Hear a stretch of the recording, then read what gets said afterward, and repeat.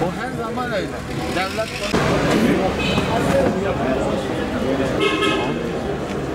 geçtiği bir inisiyatif. Var mı bir isteğin? Kendine iyi bak. Adana'yı da istiyorsun. Büyükler şehri diyor ya.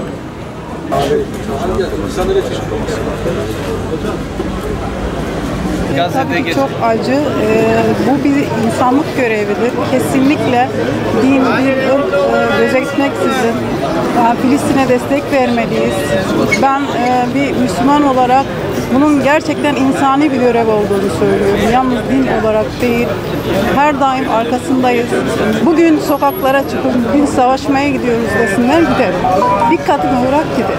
Yani bunu Müslüman olarak en ön saflarda olmaları lazımken neden bu kadar geri duruyorlar onu anlayamıyorum. Kesinlikle sivil bir topluma böyle bir askeri müdahale yapılması, uluslararası bir barışın sağlanması için yapılan bir hareketin böyle kısıtlanmasına karşıyım. Şiddetle ve esefle kınıyorum. Ya Gazze'deki bu cereyan olaylar çok üzücü bir boyuta geldi. Tüm dünya Müslümanlar yatarken Avrupa'dan büyük akımlar, büyük heyecanlar, büyük sesler gelmektedir. Aynı zamanda direniş ekseninde toplanıp dünya Amerika büyük şeytan İsrail'e karşı birlik olup Filistin'in kurtuluşuna vesile olmaktır.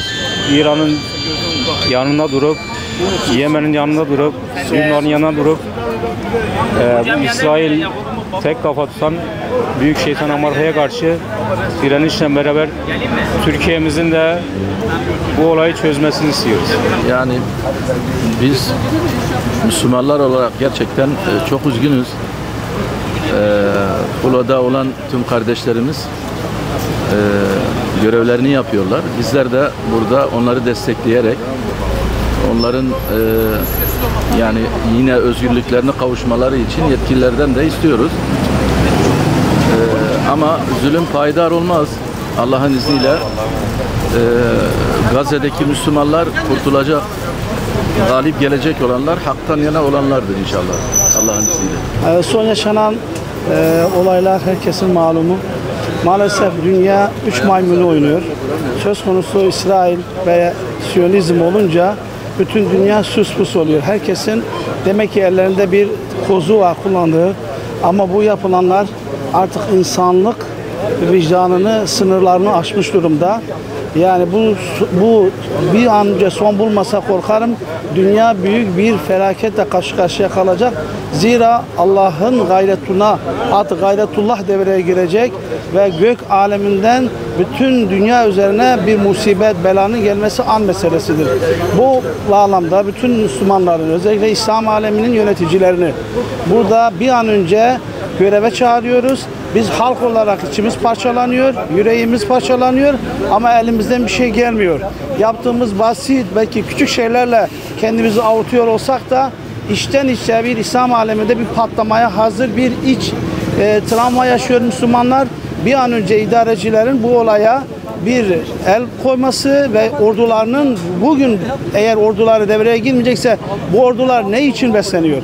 Bu silahlar niye alınıyor? Kime karşı kullanılacak? Ne amaçla konuşuyorlar? Bu artık ülkelerin ulusal meselelerinin üzerinde bir mesele ve bu bir insanlık problemi, insanlık sonucu. Bu Müslümanlıktan öte bir insanlık problemi şu anda. Ve maalesef kardeşlerimiz burada bizden bir umut, bir an önce bir yardım bekliyorlar. Ben diyeceğim bu kadar. Rabbim her şeye şahittir ve Rabbim bir an önce buna bir inşallah son koysun ve bizim içimizdeki bu ateşi bir an önce bir zaferle taşlandırsın. Ve şu anda kardeşlerimiz zafer kazanmışlardır. Oradaki 2 yıllık bu bütün dünyaya karşı savaşan o mücahitler, o muvahhidler şu anda bir zafer kazanmışlardır ve şu anda hepsi taşlanmış birer kahramandır gözümüzde. Ve İslam aleminde hepsinin şu anda birer kahramanlar, şehitleriyle mücadele veren o kahramanların ayaklarını öpüyoruz şu anda bütün İslam alemi olarak. Rabbim bir an önce buna bir son versin. Rabbim bir an önce şu ateşi bir söndürsün diyeceğim bunlar. O bir an önce ivedilikle bunun ele alınması lazım.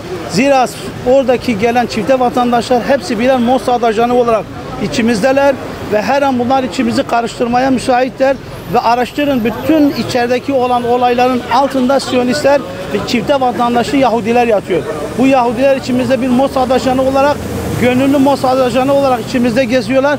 Bir an önce meclis buna bir el koysun ve bu çifte vatandaşlarını derhal sınır dışı etsin. Çifte vatandaşlarına son versin. Zira bunlar gidip orada kardeşlerimizle savaşıp buraya geri gelenler var içinde. Bir an önce buna bir çözüm bulunmasını ivedilikle bekliyoruz. Aksi takdirde hükümetin samimiyetinden şüphe etmeye başlıyoruz.